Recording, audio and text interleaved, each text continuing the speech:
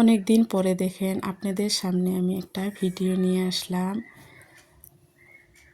পুরা রমজান মাসে আমি কোনো ভিডিও বানাইনি, এটা ঈদের ভিডিও।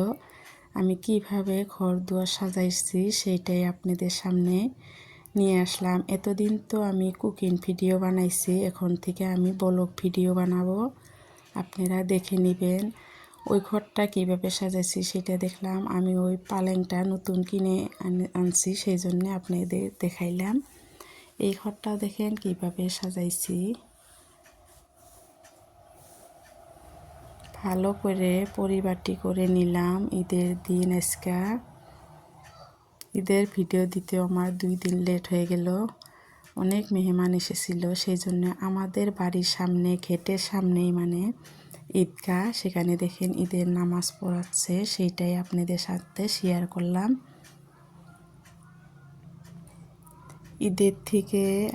ঈদের 2 দিন পর পর্যন্ত আমি অনেক ব্যস্ত ছিলাম, অনেক মেহমান আমাদের বাড়িতে এসেছিল, সেই জন্য ভিডিওটা দিতেও পারি নাই। দেখেন নামাজের ভিডিওটাও আমি অল্প দিলাম।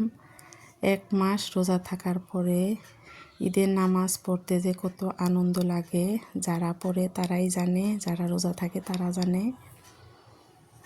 কত যে সুখের, কত যে আনন্দ। আসসালামু আলাইকুম বন্ধুরা, আপনারা কেমন আছেন? আশা করি অনেক ভালো আছেন। আল্লাহর রহমতে আপনাদের তো আলহামদুলিল্লাহ আমি অনেক ভালো আছি।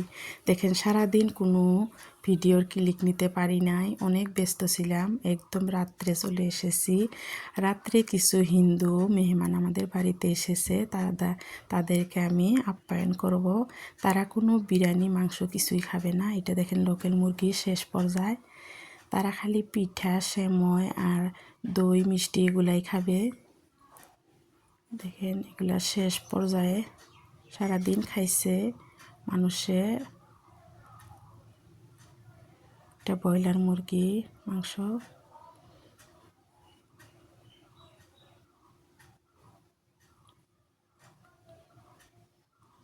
সুন্দরভাবে আমি পরিপাটি করে বেড়ে নিলাম। মেহমানগুলো যেহেতু চলে এসেছে, এগুলো ওরা খাবে।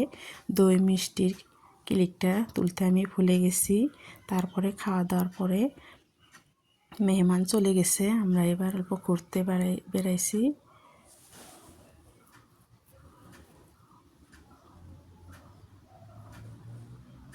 ঈদে দেখেন কিভাবে সাজাইছে, সেটাই আপনাদের সাথে শেয়ার করলাম। ঈদ মানে আনন্দ। ঈদ মোবারক সবাইকে।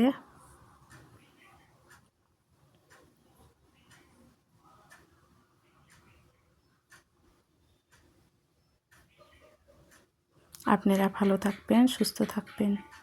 পরবর্তী ভিডিওতে দেখা হবে। আমি এখন থেকে ব্লগ ভিডিও বানাবো, আপনারা অল্প